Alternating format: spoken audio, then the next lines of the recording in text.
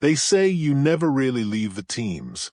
The brotherhood, the training, the instinct to run toward danger when everyone else runs away, it becomes woven into your DNA.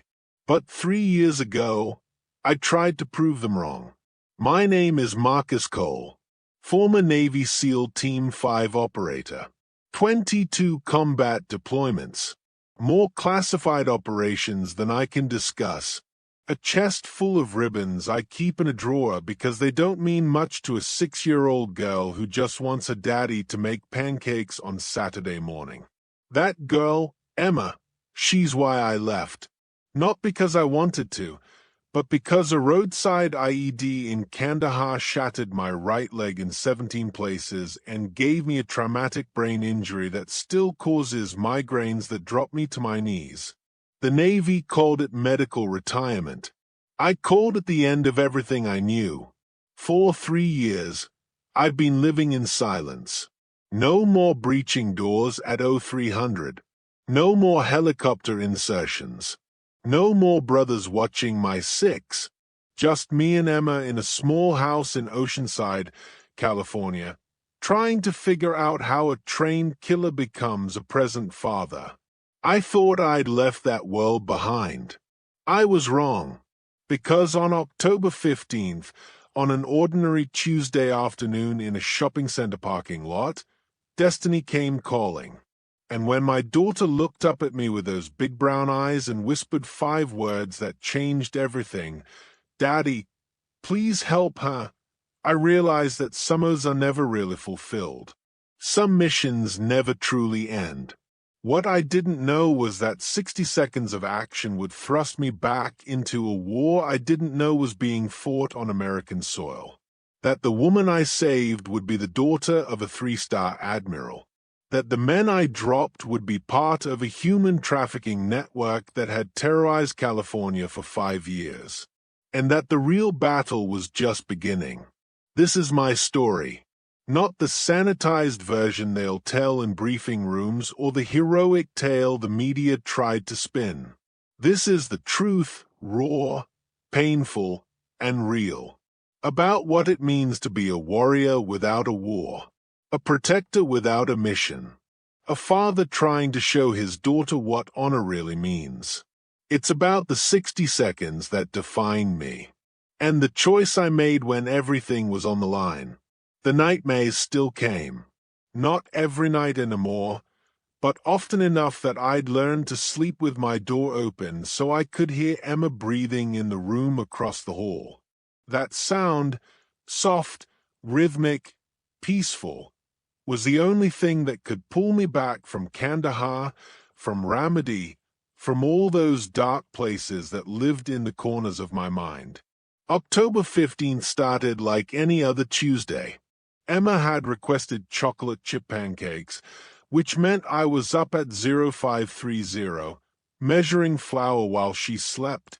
Old habits die hard.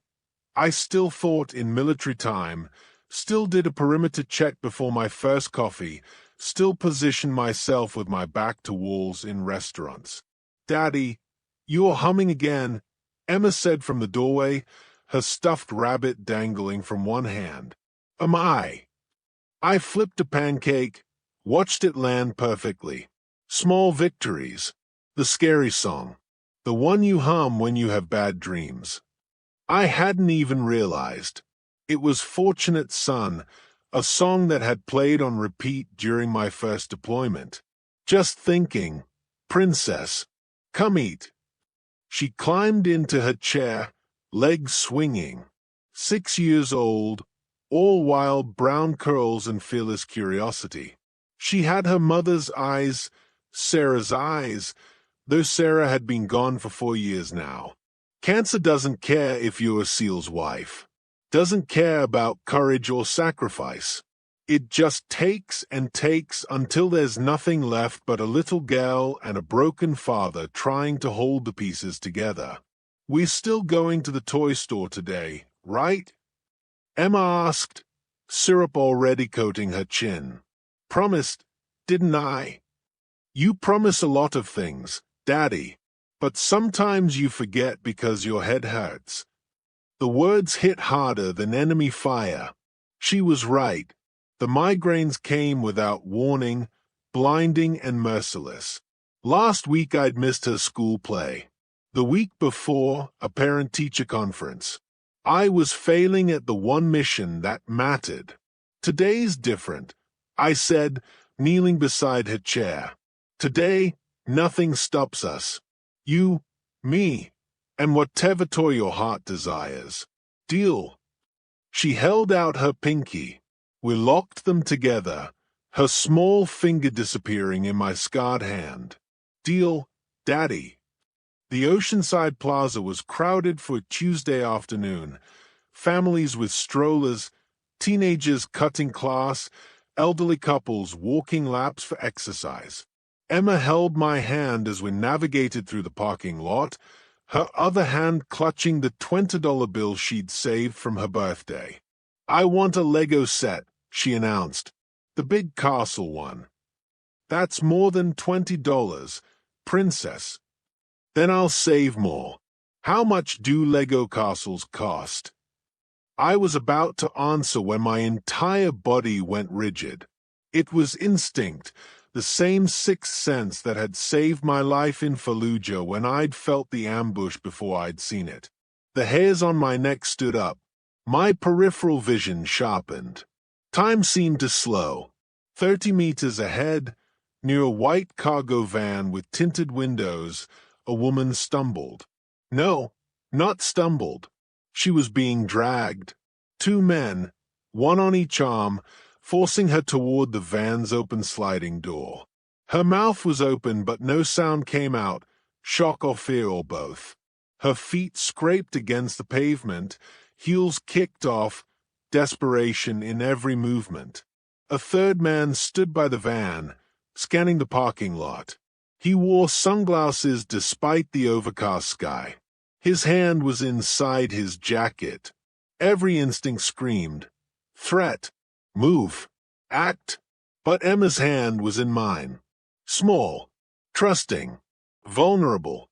Daddy, she said, feeling the tension in my grip. What's wrong? The woman's eyes met mine. Even from 30 meters, I saw the plea in them. The terror. The silent scream that said, please, someone, anyone, help me. 3 years ago, the choice would have been automatic.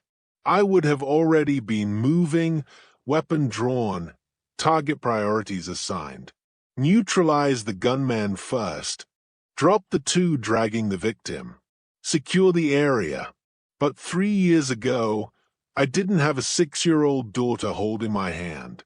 Daddy, that lady. Emma had seen it too. Her voice was small, frightened.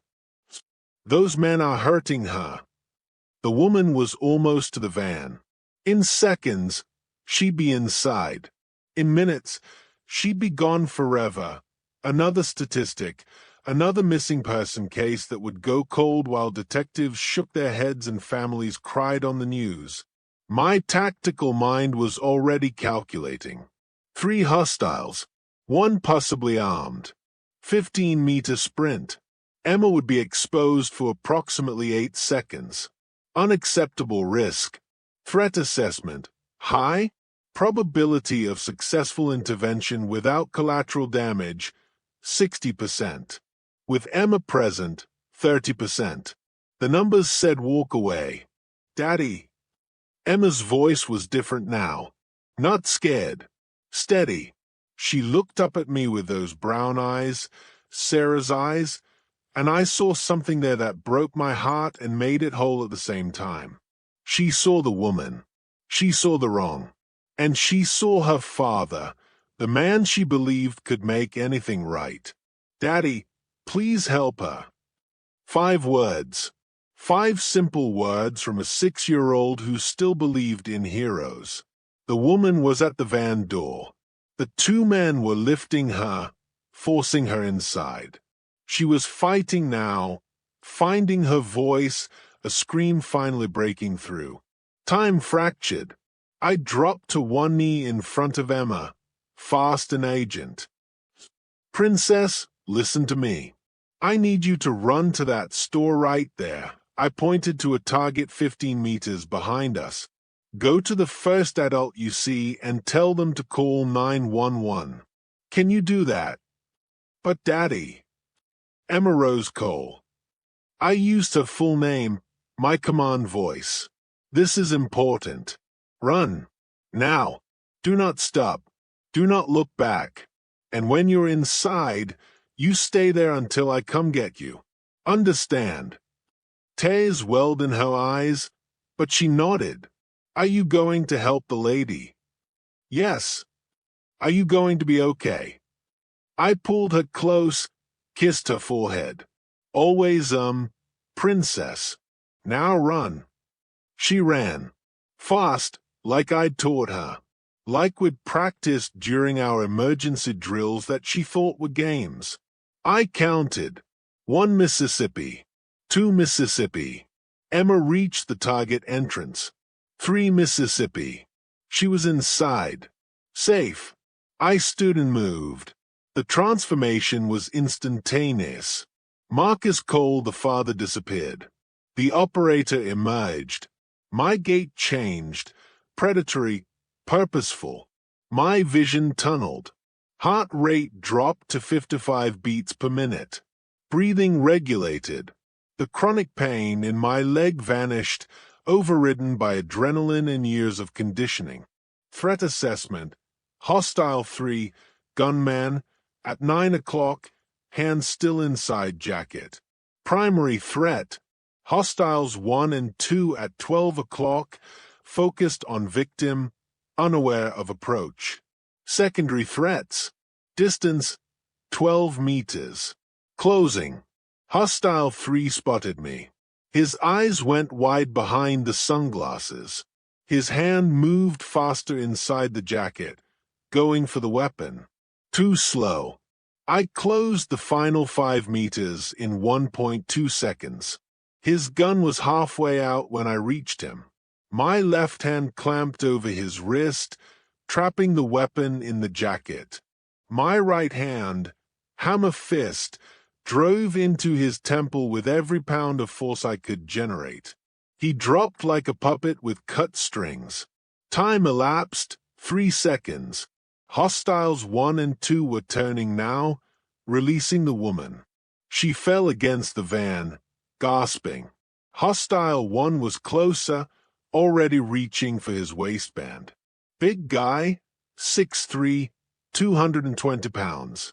I stepped inside his reach, drove my palm into his nose. Cartilage crunched. Blood sprayed. He staggered back but didn't fall. Tough bastard. He swung wild. Haymaker punches with no technique. I ducked under the fist, caught his second wrist, used his momentum to spin him, applied a standing arm by, and dislocated his elbow with a sharp jerk. He screamed. I shoved him down. Time elapsed, 8 seconds. Hostile 2 was smarter. He backed up, giving himself space, and now he held a knife, 4-inch blade, probably a concealed carry. He stood in a fighter's stance. Not his first time using it. Walk away. Old man, he hissed. This doesn't concern you. Old man. I was 38. He lunged, leading with the knife, telegraphing the attack. Textbook mistake. I sidestepped, caught his knife hand at the wrist with my left, and drove my right elbow into his jaw. His head snapped back. The knife clattered to the pavement. He tried to grapple, getting inside my reach. Strong, stronger than he looked. We struggled for control. He got a hand on my throat, squeezing. The world started to gray at the edges. 3 years of desk life. 3 years of letting my conditioning slip. 3 years of, no, I was still a SEAL. Still a warrior. I drove my knee into his groin. Once. Twice. His grip loosened. I broke free, created space, and kicked his forward leg out from under him. He went down hard. I followed him down, mounted position, and hit him twice in the face. He stopped moving. Time elapsed, 18 seconds. The parking lot was chaos now. People screaming, running, car alarms blaring. The woman was against the van, sobbing, one hand pressed to her mouth. I checked each hostile. All down. Hostile 3 was unconscious, blood leaking from his ear, concussion, probably. Hostile 1 was cradling his ruined elbow, cursing in Spanish. Hostile 2 was semiconscious, groaning. I retrieved the knife, the gun from Hostile 3's jacket, a Glock 19, chambered and ready. I dropped the magazine, cleared the chamber, pocketed the rounds, made the weapons safe. "It's okay," I said to the woman, keeping my voice calm. "You're safe. What's your name?" She was young, mid-20s maybe. Blonde hair in a ponytail. Blood on her lip where one of them had hit her. She wore a navy sweatshirt and yoga pants. Her eyes were wild with terror and shock. Jennifer, she managed. Jennifer Hawkins. "Jennifer, I need you to breathe. Deep breaths. In through your nose, out through your mouth. Can you do that?" She nodded, following my instructions. Sirens in the distance. Getting closer. "Good. I'm Marcus. You're going to be okay. Help is coming." "Did they hurt you?" "No. I mean, they grabbed me. But you stopped them. You." She looked at the 3 men on the ground, then back at me. "Who are you?" Before I could answer, a voice behind me, young, frightened, familiar, made my blood run cold. "Daddy." I spun. Emma stood 5 meters away, having left the target, having disobeyed my direct order to stay inside. Tears streamed down her face. Her stuffed rabbit was clutched to her chest. "Princess, I told you to." I was scared. I didn't know if you were okay. Police cars screeched into the parking lot. 4 of them, surrounding us. Officers emerged, weapons drawn, shouting commands. "Hands up! Get on the ground! Now!" I raised my hands slowly, deliberately. "I'm complying. My daughter is here. Please don't. Get down. Now! Emma, close your eyes, baby. Everything's fine." I knelt, then lay prone on the pavement, hands behind my head. The asphalt was warm against my cheek. I could hear Emma crying, could hear Jennifer trying to explain, could hear the officers shouting. And I thought, 3 years of quiet, 3 years of trying to be normal, gone in 60 seconds. But when I closed my eyes, I didn't feel regret. I felt alive. The Oceanside Police Department's interrogation room was exactly what you'd expect. Gray walls, metal table bolted to the floor, mirror that was definitely two-way glass, and uncomfortable chairs designed to make guilty people confess faster. I'd been in rooms like this before. Different context, though. Usually, I was the one asking questions. Detective Sarah Morrison sat across from me, late 40s, sharp eyes that missed nothing. Her partner, Detective James Park, leaned against the wall, arms crossed. They'd been at this for 30 minutes, and I could tell they didn't know what to make of me. "So let me get this straight," Morrison said, reviewing her notes. "You're a decorated Navy SEAL, medically retired, who just happened to take down 3 armed men in a parking lot using only your hands. They weren't all armed. Only one had a gun." "Right. My mistake." Her tone was dry. "You disabled 3 men, one of whom did have a gun, in approximately 20 seconds, according to witnesses. 18 seconds. Park whistled low. Show off. Facts are facts, detective. Morrison leaned forward. Here's what I'm struggling with, Mr. Cole. Your daughter, Emma, sweet kid by the way, she's in the break room with Officer Jensen eating cookies. Your daughter was with you. You're disabled. You have documented PTSD and chronic migraines. Yet you engaged 3 hostiles in a public space without backup, without thinking, without. I thought plenty, detective. I thought that if I didn't act, Jennifer Hawkins was going to disappear into a trafficking pipeline and probably never be seen again. I thought my daughter was safe. I thought I could stop it. And I did. You could have called 911. I did. My daughter did, as I instructed her. But that woman had about 15 seconds before she was in that van. 911 doesn't respond that fast. Morrison exchanged a glance with Park. Something passed between them, understanding, maybe, or respect. Hard to tell. The men you attacked, Park said. Carlos Mendez, Rafael Santos, and Diego Ortiz. You know what they have in common. They're predators. They're connected. Organized crime. Specifically, human trafficking. We've been building a case against their network for 18 months. 73 missing women in California alone. 17 confirmed dead. The rest? He shrugged. Gone. Probably overseas by now. My stomach turned. And Jennifer would have been number 74, Morrison said quietly.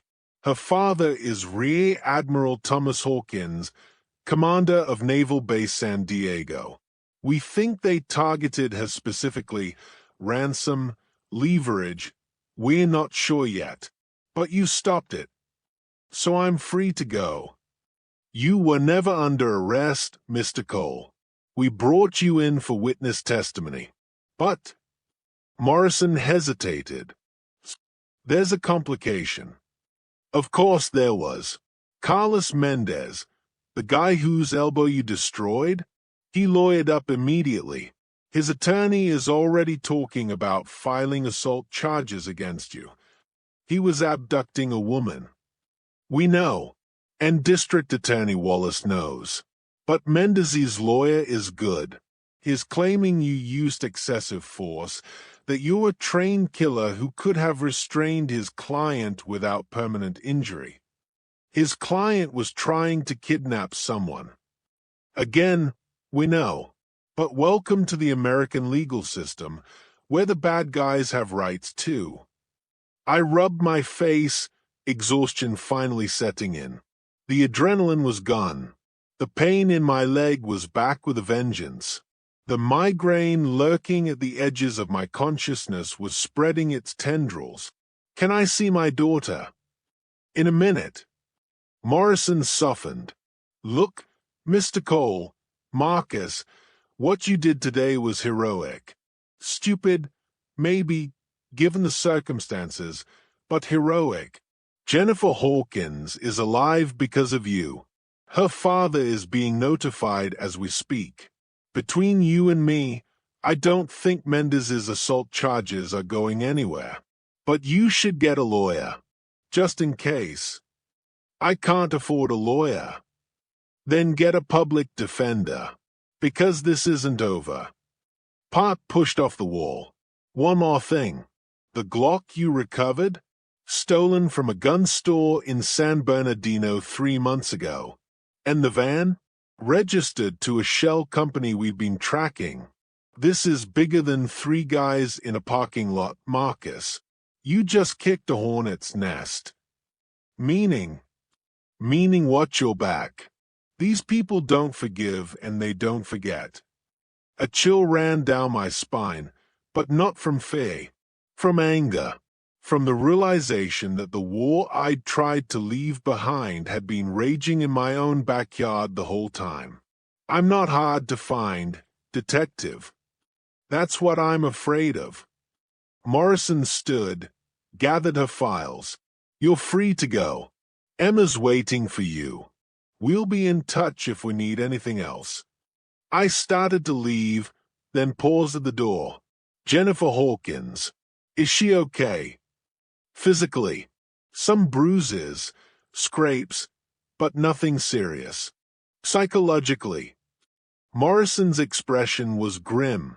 That's going to take time. But she's with her family now. That's because of you. I nodded and left. Emma flew into my arms the moment I entered the break room. She was crying again, or maybe she'd never stopped. I held her tight, breathing in the strawberry scent of her shampoo, feeling her little heart hammering against my chest. I'm sorry, Daddy, she sobbed. I'm sorry I didn't stay in the store like you said. Sure, Princess. It's okay. Are you in trouble? Are the police going to take you away? No, baby. I'm not in trouble. I'm right here. Did you save the lady? I pulled back enough to look at her. Yeah, I saved her. Like a superhero. No, Princess. Just like a daddy who remembered how to do his job. She hugged me tighter. I was so scared. I know. Me too. It was the truth. Not scared of the three men. Scared of failing her. Scared of making the wrong choice. Scared that one day my past would catch up with my present and she'd be the one paying the price. We went home. I made her favorite dinner, mac and cheese with hot dogs. She wanted to watch a movie but fell asleep on the couch before the opening credits finished. I carried her to bed, tucked her in, kissed her forehead. Love you, Daddy, she murmured, already half dreaming. Love you too, Princess. I stood in her doorway for a long time, watching her breathe. In, out, safe, alive. My phone buzzed. Unknown number. Marcus Cole. Speaking. This is Captain Reeves, assistant to Rear Admiral Thomas Hawkins. The Admiral would like to meet with you tomorrow morning at 0900 hours at Naval Base San Diego. He's requested I tell you that this concerns his daughter and the events of this afternoon. My pulse quickened. I'll be there. Excellent. Gate security will be expecting you. And Mr. Cole. Yes. The Admiral wanted me to convey his personal gratitude. You saved his daughter's life today. That's not something he takes lightly. The call ended. I stood in the dark hallway of my small house, phone in hand, leg throbbing, head pounding, and tried to quiet the part of me that was already thinking tactically, strategically, about what an admiral wanted with a medically retired SEAL. Outside, the October wind rattled the windows.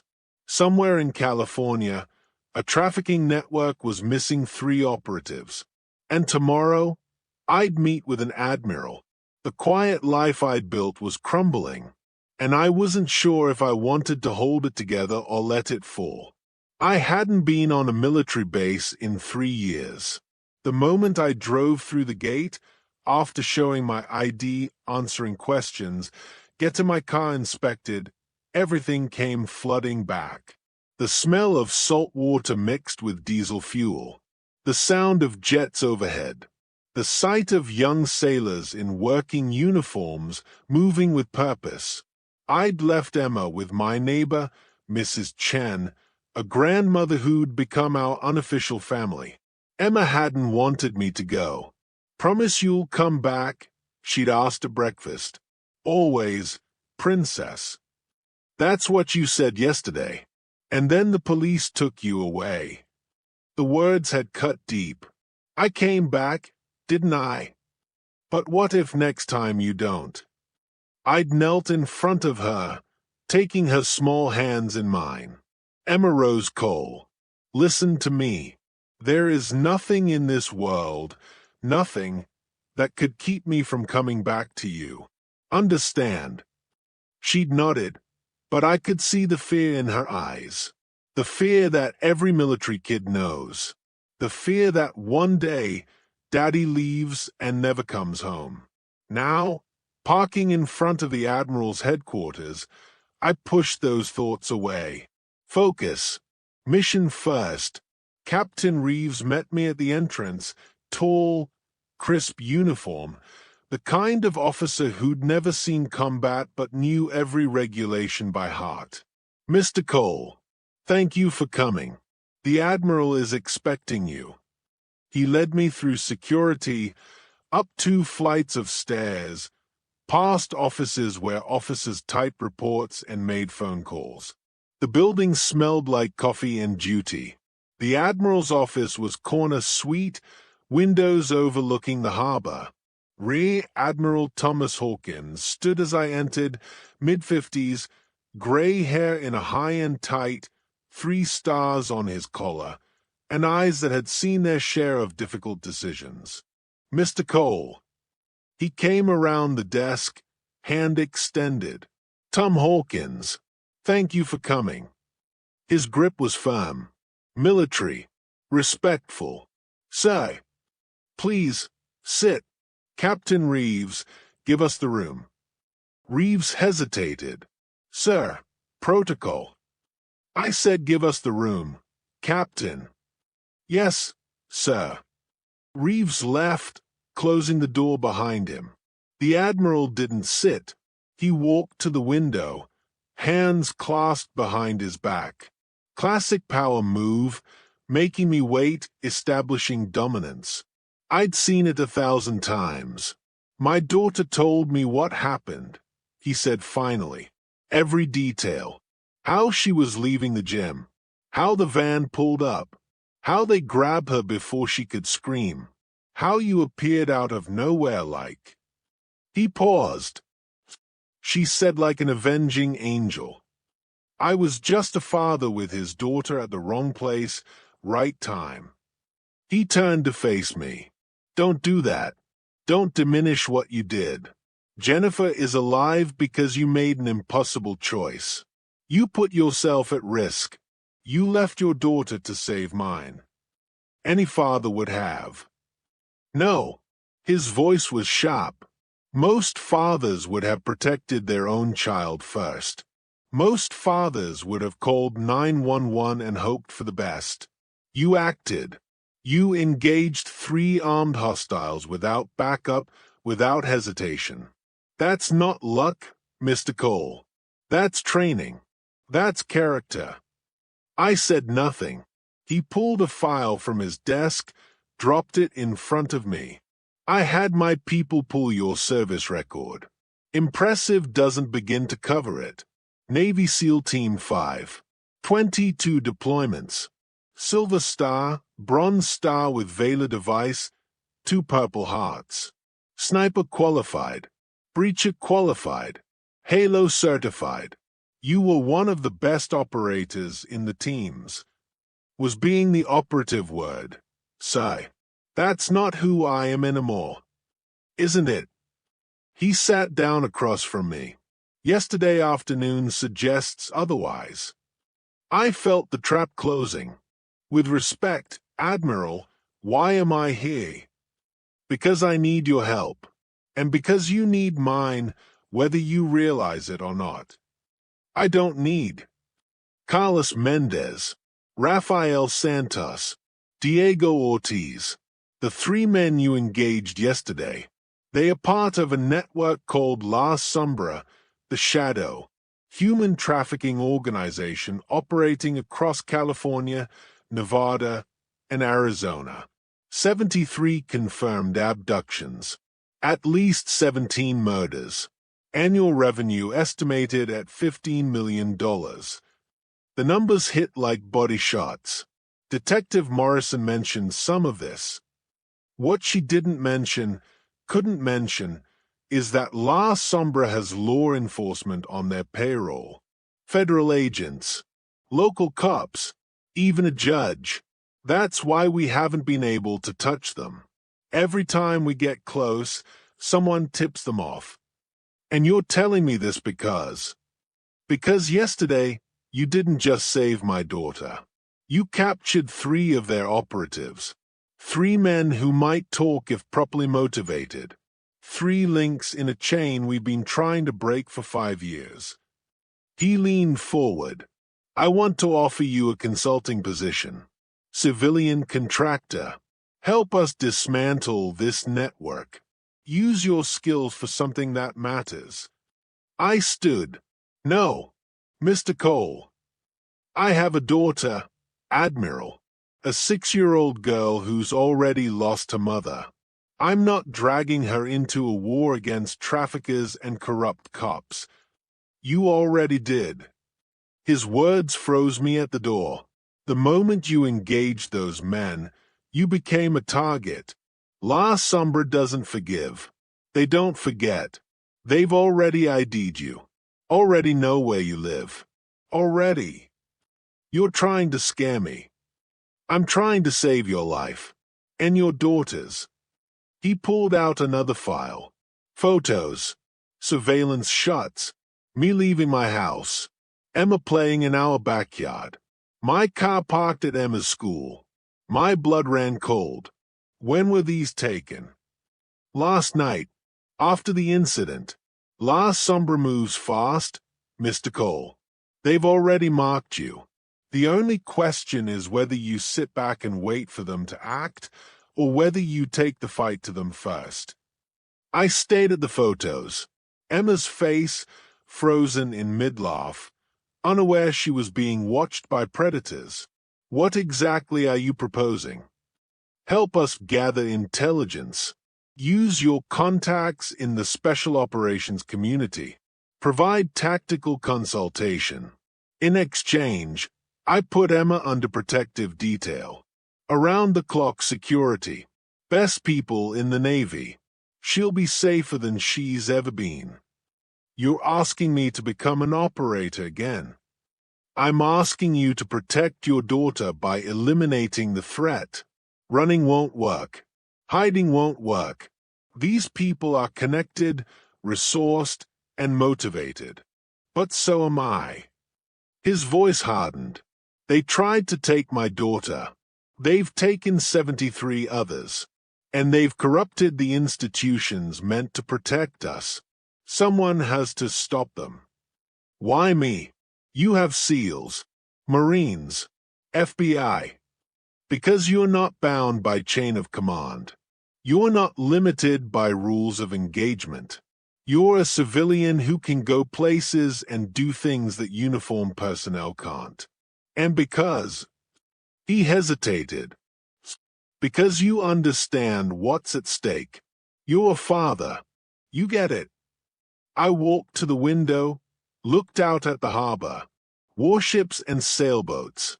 Military precision and civilian freedom, side by side. 3 years I'd spent trying to forget how to be a warrior. 3 years building a quiet life. 3 years pretending the world's monsters weren't real. Yesterday proved I'd been lying to myself. If I do this, I said slowly, I have conditions. Name them. Emma is my priority. Always. If she needs me, I walk. No questions, no hesitation. Agreed. I don't kill unless necessary. I'm not an assassin. I'm not execution squad. We're not asking you to be. We're asking you to help us build a case. Gather evidence. Provide tactical support. And when this is over, if we survive, you help me get real medical care for my migraines. Not VA wait lists and bureaucracy. Real doctors. Real treatment. Hawkins smiled. Done. Anything else? Yay. I want immunity. Full immunity for anything that happens during this operation. I'm not spending the rest of my life fighting lawsuits from traffickers who claim I used excessive force. I'll have the district attorney draft the paperwork. You will be designated as a federal informant and consultant. Protected status. I turned from the window. When do we start? Tonight. There's a meeting.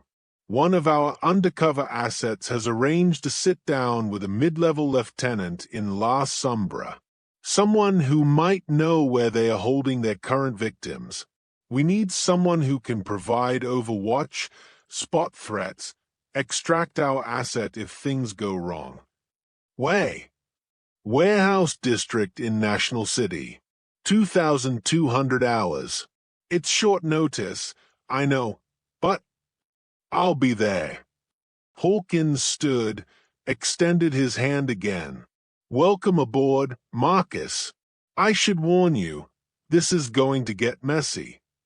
Admiral, messy is what SEALs do best. Emma was in the backyard when I got home, drawing with sidewalk chalk while Mrs. Chen watched from the porch. She ran to me the moment she heard my car. Daddy, you came back. I scooped her up. Told you I would. Was the Admiral mad at you? No, Princess. Actually, he wanted to say thank you for helping his daughter. Did you get a medal? I laughed. No medals, just a conversation. Mrs. Chen approached, her weathered face kind. Everything okay, Marcus? Yay. Thank you for watching her. Anytime. She's a good girl. She lowered her voice.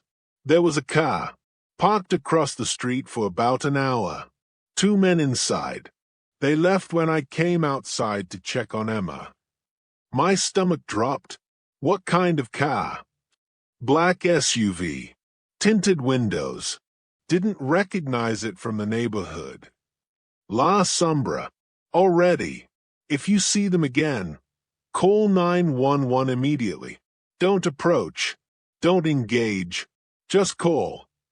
Her eyes widened. Marcus, what's going on? Nothing I can't handle.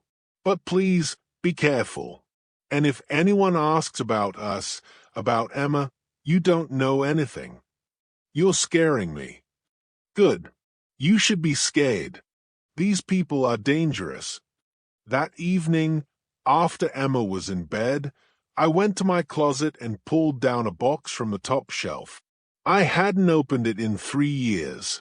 Inside, my tactical gear, body armor, communications equipment, night vision goggles, and at the bottom, wrapped in an oiled cloth, my SIG Sal P-226, the same weapon I'd carried through Kandahar, Fallujah, Ramadi. I field-stripped it, checked every component, reassembled it. Muscle memory. The gun felt right in my hand, like meeting an old friend. My phone rang. Unknown number. Cole. It's Detective Morrison. I thought you should know. Carlos Mendez made bail 2 hours ago. Ow. Here's a flight risk. He's connected to. Judge Carver signed the order. $10,000 bail. Mendez's lawyer had the cash ready. He walked. Judge Carver. The name rang a bell. Then I remembered. Admiral Hawkins had mentioned a judge on La Sombra's payroll. Where is he now? We don't know. He cut his ankle monitor and disappeared. Marcus, I'm telling you this unofficially. Watch your back. Appreciated, Detective. I hung up. Checked my watch. 20-30 hours. 90 minutes until the meet. I went to Emma's room one more time. She was sleeping, rabbit clutch tight. I kissed her forehead, whispered a promise I wasn't sure I could keep. I'll always come home, Princess. Then I geared up, loaded my weapon, and drove into the dark. The warehouse district was exactly what you'd expect: abandoned buildings, broken streetlights, the kind of place where bad things happened and nobody reported them. I'd parked 3 blocks away and approached on foot, moving through shadows like the ghost I used to be. My leg was screaming. The tactical gear weighed heavy after 3 years away. But the moment I settled into an overwatch position on the roof of an adjacent building, Everything clicked back into place. Home. My earpiece crackled. Overwatch, this is Control. Radio check. Control, Overwatch. Lima Charlie. Good. Our asset is approaching the target building. ETA 2 minutes. You have eyes. I adjusted my night vision scope, scanning the warehouse below. 2 entrances visible. Multiple windows, most broken. Several vehicles parked outside. 3 SUVs, 1 sedan, all high-end. Affirmative. Count 4 vehicles. No visible sentries. Wait, movement at the north entrance. Contact. 2 males, armed, taking positions on either side of the door. This is a meet, not an ambush. Copy. Asset is entering now. Through my scope, I watched a figure approach the warehouse. Male, late 30s, wearing a leather jacket. This was Agent Torres, DEA, working undercover for 18 months.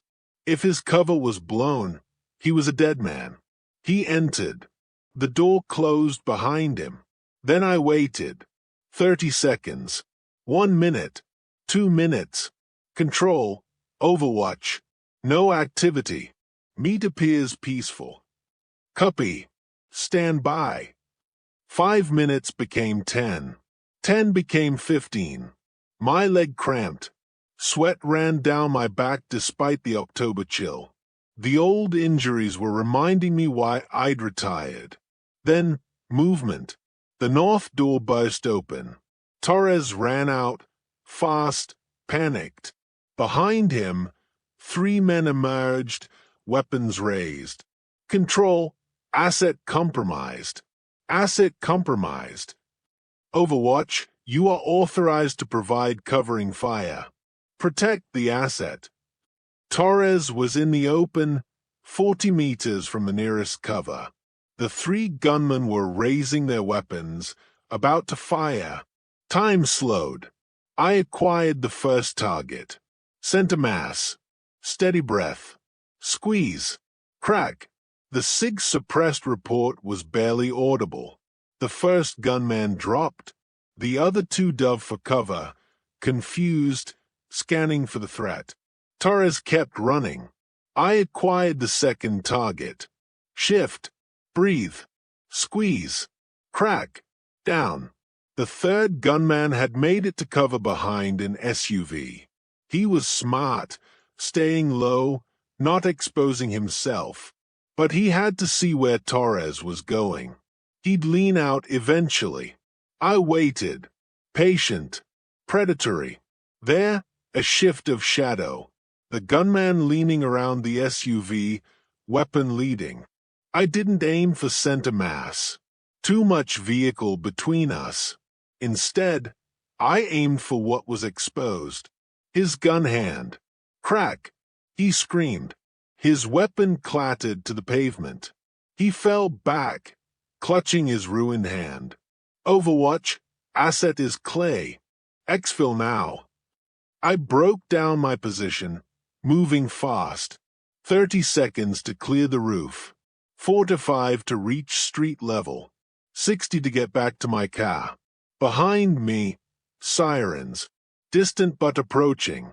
I drove away, obeying every traffic law, just another citizen heading home. My phone rang. That was outstanding work, Admiral Hawkins said. Torres is safe. His rattled, but safe. His cover's blown. We expected that might happen. The important thing is what he learned before they made him. Turns out La Sombra is moving a shipment tomorrow night. 9 women, all being transported to a location in the desert. Torres overheard the route. Way. That's what we need to find out. Torres only caught fragments. But Marcus, he paused. Carlos Mendez is dead. Found 2 hours ago in a Tijuana apartment. Single gunshot to the head. Professional hit. La Sombra covering their tracks. Exactly. They are cleaning house. Anyone who might talk is disappearing. We're running out of time. I turned onto my street, exhaustion setting in. What do you need from me? Rest tonight. Tomorrow, we strategize. I'm bringing in some people you might know. Old teammates. We're assembling a task force, unofficial, off the books, but sanctioned at the highest levels. If we're going to stop this shipment, we need the best. Who? You'll see tomorrow. 0900, same place. And Marcus. Yay. Thank you. Torres has a wife and 2 kids. You saved his life tonight. The call ended. I parked in my driveway, sat in the dark for a moment. My hands were shaking, adrenaline crash, same as always. I just shot 3 men. Wounded them, killed them, I wasn't sure. Didn't matter. They were traffickers, predators, but I'd pulled the trigger again. The warrior I'd tried to bury was back. I went inside, checked on Emma. Still sleeping, still safe. Showered, changed, sat on my bed staring at the SIG on my nightstand. Sarah's photo was next to it. Beautiful, smiling, forever young. I'm trying to do the right thing, I whispered to her picture.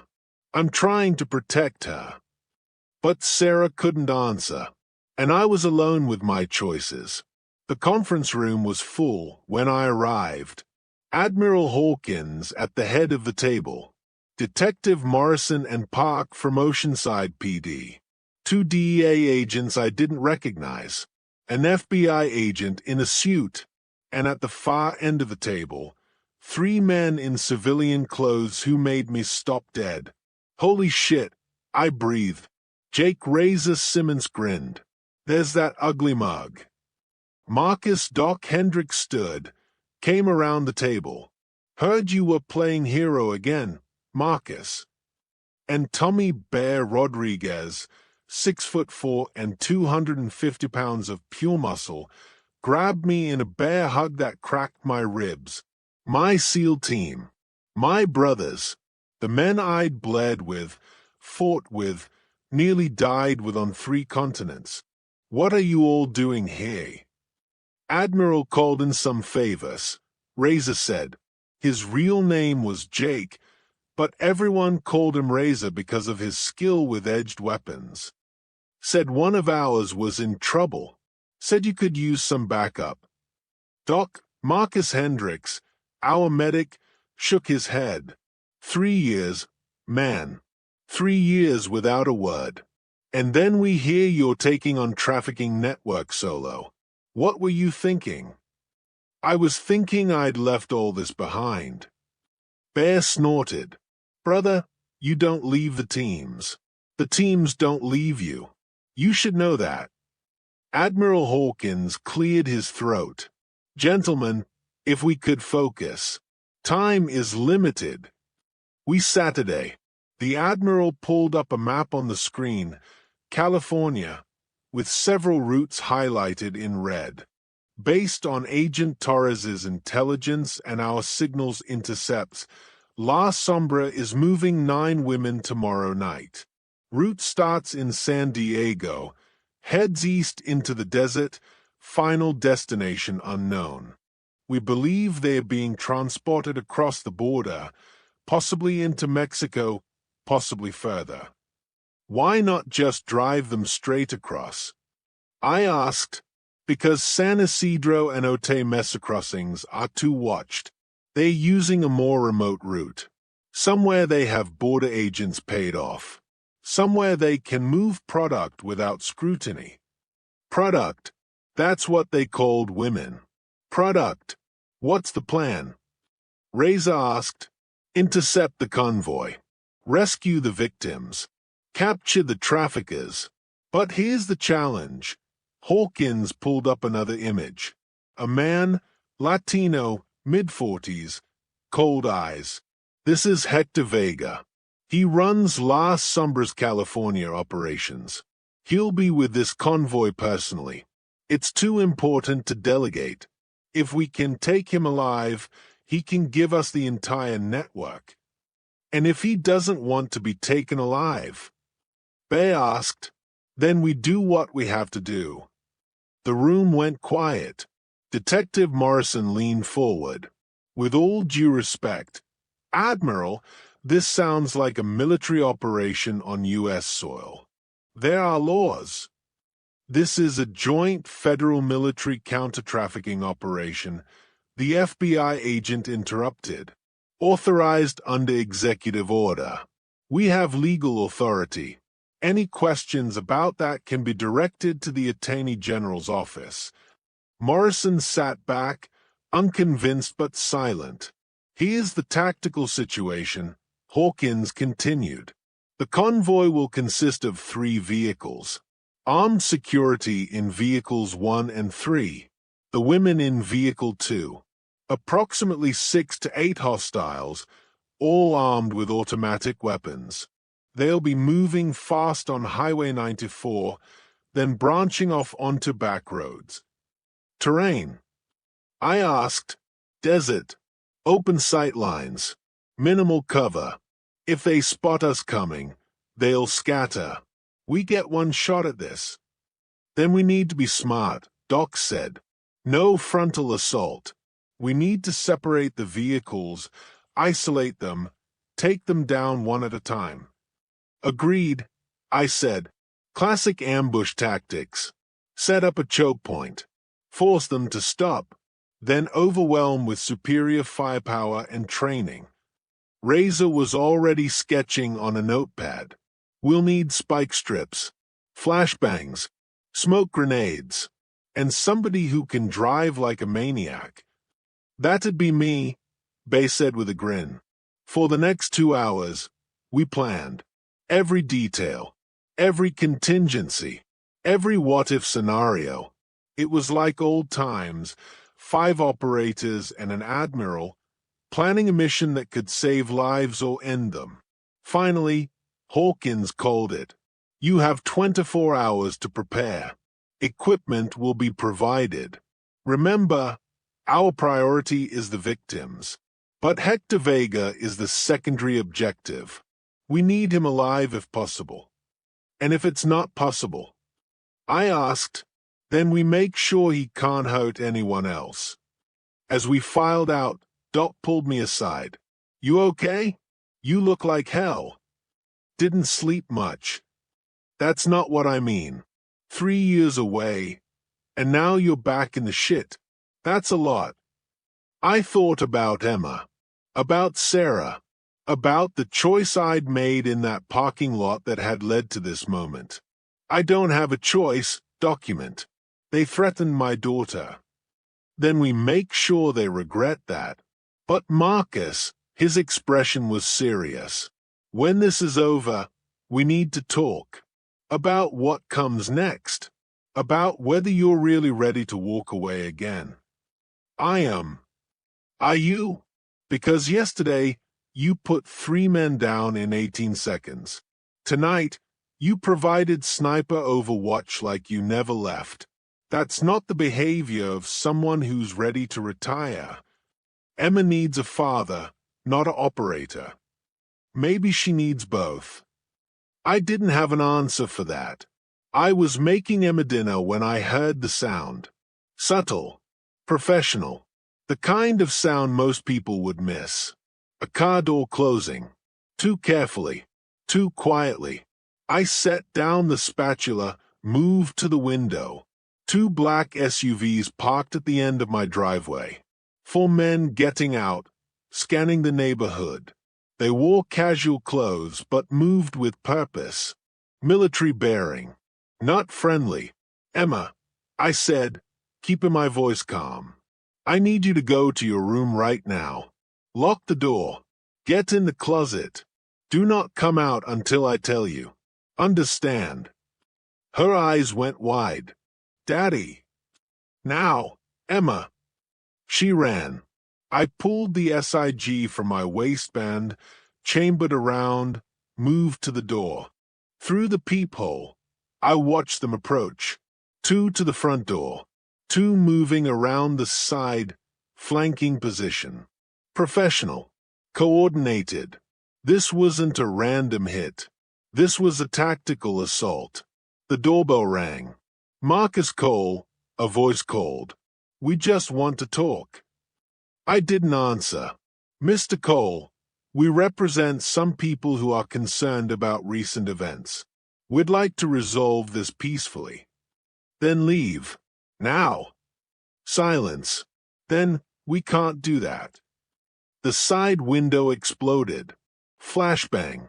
I turned away, closed my eyes, but the concussive force still rattled my brain. Ears ringing, vision blurred. They came through the window, fast, efficient. I fired twice. One dropped, the other dove behind my couch. Front door crashed open. Two more rushing in. I was outnumbered, outpositioned, in my own home. But I was a Navy SEAL in the one place I knew better than anywhere else. I moved. Kitchen. Flipped the table as I went, creating cover. Rounds tore through the wood, but it gave me seconds. I grabbed the propane tank from beside the stove, opened the valve, rolled it toward them. "Gas!" someone shouted. I fired into the tank. The explosion wasn't massive, not Hollywood Fireball, but it was enough. Flame and pressure and chaos. The attackers scattered. I went through the back door, into the yard. Had to circle back to Emma. Had to. Pain exploded in my ribs. Someone had been waiting. I went down, gasping. Looked up into the barrel of a gun. Should have stayed out of it. Cole. The gunman was young, Latino, expensive watch on his wrist. Cartel. Had to be. His finger tightened on the trigger. 2 shots rang out. But I wasn't hit. The gunman was. He fell, revealing Mrs. Chen standing on her porch with an ancient revolver in her shaking hands. "Get away from my neighbor," she shouted. I scrambled up, grabbed Emma from her closet, ran to Mrs. Chen's house. "Call 911. Tell them officer needs assistance. Active shooting." Behind us, the attackers were regrouping. "They be coming. Take Emma," I told Mrs. Chen. "Get her out of here. Go to the police station. Don't stop for anything. Marcus, go." She went, pulling Emma with her. My daughter was screaming, reaching for me, but Mrs. Chen was strong. She got Emma into her car, peeled out. Safe. Emma was safe. Now I could fight. I re-entered my house through the back door, low and fast. One attacker was down from Mrs. Chen's shots. Another was wounded, trying to crawl toward the door. The explosion had driven the rest outside. I moved room to room, clearing, checking. My house was destroyed, furniture overturned, walls pocked with bullet holes, the smell of smoke and gas heavy in the air. Outside, sirens. Finally, the cavalry. The attackers heard them too. Engines revving, tires squealing. They were retreating. I watched them go, memorizing plate numbers, vehicle descriptions. This wasn't over, but they'd failed. Emma was alive. I was alive. We'd survived. 5 police cars arrived. Then 10. Detective Morrison came personally, taking one look at my house and shaking her head. 4 bodies, she said. 3 inside, 1 in your yard. All connected to La Sombra according to their tattoos. Marcus, what the hell happened? They tried to send a message. I sent one back. You need protective custody.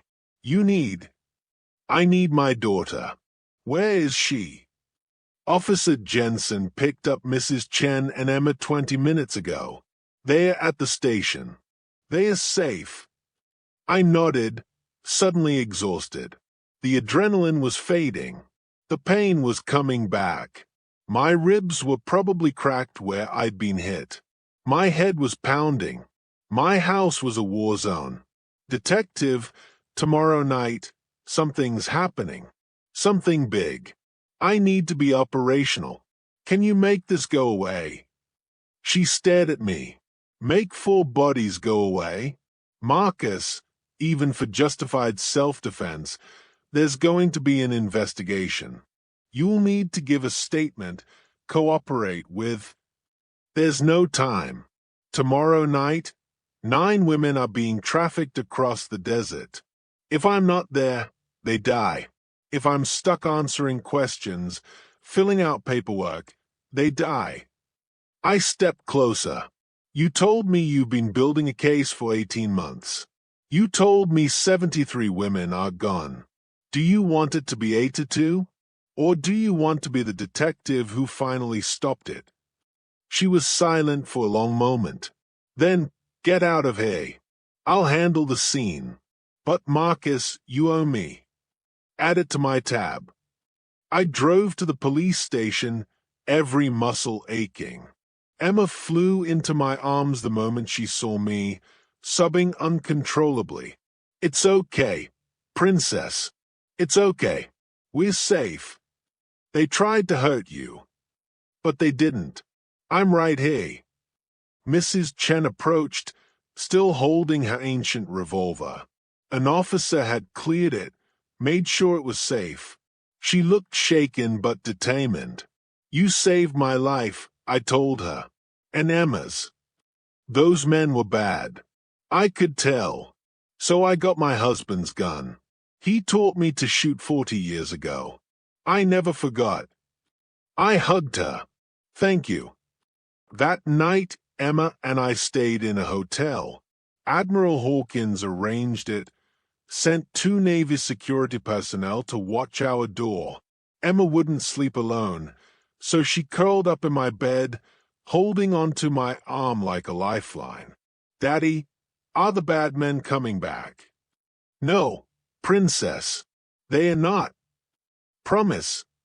I thought about tomorrow's mission. About Hector Vega and his convoy. About 9 women who deserve to go home to their families. I promise. But I wasn't sure if I could keep it. The desert at night is cold and merciless. Perfect for an ambush. We'd positioned ourselves 3 miles east of a lost town, a place where Highway 94 narrowed, where rocky outcroppings provided cover, where escape routes were limited. Razor and Bear were on the north side with spike strips and smoke grenades. Doc and I were on the south with sniper rifles. Admiral Hawkins was coordinating from a mobile command center 2 miles back. Detective Morrison and her team were standing by for arrests once we'd secured the scene. All units, this is command. Hawkins's voice came through our earpieces. Convoy is inbound. ETA 6 minutes. 3 vehicles as expected. Satellite thermal shows 8 heat signatures plus at least 9 in the middle vehicle, our victims. Rules of engagement. Disable the vehicles, secure the hostages, capture Hector Vega alive if possible. Lethal force is authorized if hostages are in immediate danger. My heart was pounding. This was it. Everything we'd planned. Everything we'd risked. Overwatch, you good? I asked Doc. Good. Wind's calm. Clear sight lines. I can take the drivers if needed. Bear, Razor. Spike strips are hot, Razor replied. Smoke's ready. We're good to go. 5 minutes. 4. 3. Then I saw them. Headlights in the distance, moving fast. 3 vehicles in formation, just like the intelligence predicted. Stand by, Hawkins said. Wait for my mark. The vehicles approached. Closer, closer. All units execute.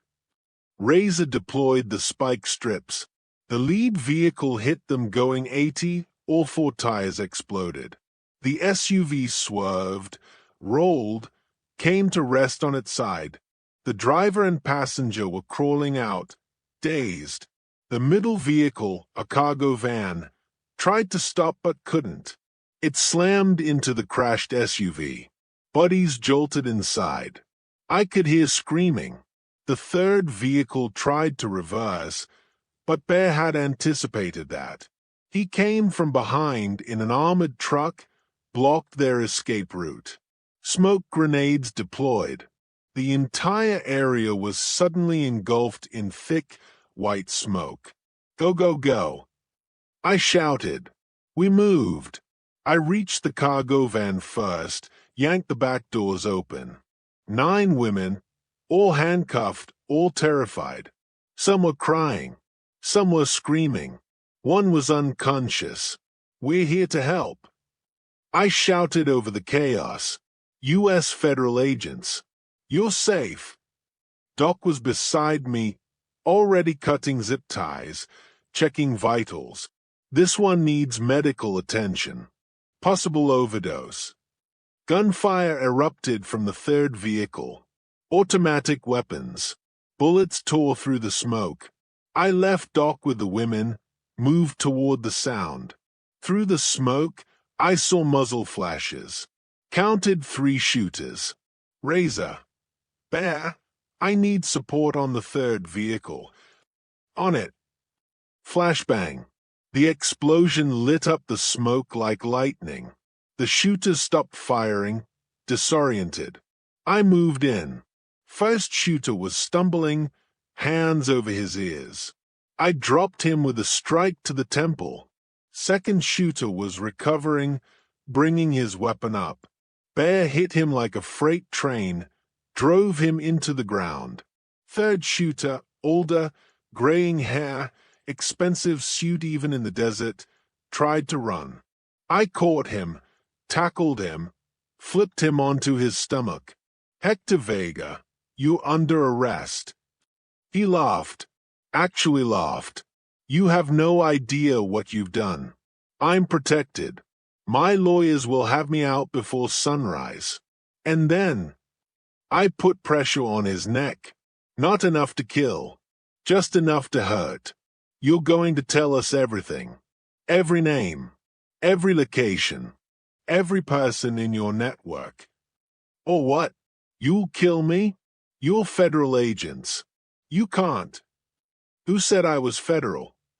I leaned close. I'm just a father whose daughter you threatened. And out here, in the dark, accidents happen. His confidence wavered. Wait, you're Cole. The one who grabbed my men. The one who, his eyes widened. They were supposed to kill you tonight. They tried. They failed. Just like you failed. Sirens in the distance. Morrison's backup arriving. It's over, Vega. You lost. He spat blood. It's never over. Cut off one head. 2 more grow back. La Sombra is bigger than me. Bigger than you. You've just painted a target on everyone you love. I wanted to hit him. Wanted to hurt him for every woman he'd trafficked, every life he'd destroyed. But that wasn't who I was. Not anymore. I secured him with zip ties, left him for Morrison's team. Doc was with the 9 women. EMTs were arriving, wrapping them in blankets, checking vitals. Most were young, late teens, early 20s. All looked broken, traumatized, but alive. One woman, maybe 23, grabbed my hand as I passed. Thank you, she whispered. Thank you for not giving up on us. I nodded, couldn't speak. The emotion was too much. Razor and Bear were securing the other prisoners. 6 total, including Vega. All the main players. The entire convoy. Nice work, gentlemen, Admiral Hawkins said, arriving in his vehicle. 9 women rescued. 6 high-value targets arrested. And Hector Vega in custody. This is a major victory. It's not enough, I said. Vega's right. Someone will replace him. The network will adapt. This isn't over. No, Hawkins agreed. But it's a start. And sometimes, that's all you can ask for. 3 days later, the media called it Operation Desert Shield. They said it was a coordinated federal operation that rescued 9 women and dismantled a major trafficking network. They didn't mention the 5 former SEALs who did most of the work. They didn't mention Admiral Hawkins bending the rules. They didn't mention that 4 traffickers died trying to kill me in my home. They told the story people wanted to hear. Heroes and villains. Good triumphing over evil. The truth was messier. Hector Vega was talking. His lawyer had negotiated a deal, testimony against his entire network in exchange for life in prison instead of death penalty. The FBI was making arrests across 3 states. 17 people in custody. More coming. But Vega's words haunted me. Cut off 1 head, 2 more grow back. He was right. La Sombra wouldn't disappear. Someone would rebuild. Someone would adapt. The war would continue. Just without me. Emma and I were in a safe house until the trials were over. Navy security around the clock. She hated it. The strange location, the constant guards, the disruption to her routine. When can we go home, Daddy? Soon, Princess. You always say soon. This time I mean it. Admiral Hawkins visited on the 3rd day. He looked tired but satisfied. Marcus, I wanted to thank you personally. What you did, what all of you did, saved 9 lives. Found 17 more women who were being held in other locations based on Vega's testimony. 26 women total. 26 families getting their daughters back. And the corruption. 3 police officers arrested. 2 federal agents. Judge Carver is under investigation. We're cleaning house. He paused. There's one more thing. I'd like to offer you a permanent position. Counter-trafficking task force. Leading operations like this across the country. The pay's good, the work matters, and... No, I said. Thank you, but no. Marcus. Admiral, I did this to protect my daughter. To eliminate a specific threat. But I'm not returning to operational life. Emma needs a father who's present, not deployed. I understand. But the offer stands. If you change your mind. He left. But his words stuck with me. The work matters. It did matter. Those 26 women mattered. The hundreds more still trapped in trafficking networks mattered. And maybe, just maybe, I could help without putting Emma at risk. The building wasn't much, old warehouse in Oceanside, converted into offices and meeting space. But it was ours. Warrior's Path Transition Program, razor red from the sign. I like it. It was Emma's idea, I said. She said warriors need a path home. Doc, Bear, Razor, and I had pooled our resources, VA disability, savings, a generous grant from Admiral Hawkins, to create something that didn't exist when we'd needed it. A place where veterans could find purpose after military service. Not just job training, not just PTSD counseling, but real missions. We partnered with anti-trafficking organizations, with missing persons groups, with law enforcement agencies that needed tactical expertise. Veterans who'd lost their way could find it again. The brotherhood continued. The fight continued. But differently. Safer. Smarter. Sustainable. Our first class had 20 veterans. Some were recent retirees. Some had been out for years. All were searching for the same thing I'd been searching for. A reason to get up in the morning. A mission that mattered. I taught them what I'd learned. That being a warrior isn't about combat. It's about service, protection, standing between the innocent and those who would harm them. Emma came to the opening ceremony. She was 7 now, growing so fast. She cut the ribbon, smiled for the cameras, held my hand. "Daddy, I'm proud of you," she whispered. Those words meant more than any medal. Admiral Hawkins attended too, in civilian clothes. He pulled me aside afterward. Hector Vega was killed in prison last week, stabbed by another inmate. Cartel, most likely, tying up loose ends. But his testimony already gave us 63 arrests. The network is broken. Not destroyed, but broken. It'll take them years to rebuild. And in those years, how many women will be saved? Hundreds, maybe thousands, because of what you did. I looked at Emma, playing with Mrs. Chen, laughing. Safe, happy, alive. I didn't do it for them. I said, I did it for her. The best actions are rarely about glory. They are about love. As the sun set over Oceanside, I stood with my brothers, my daughter, and the new warriors we were training, and realized something profound. I'd spent 3 years trying to stop being a SEAL, trying to forget the training, the instincts, the calling. But that was the wrong mission.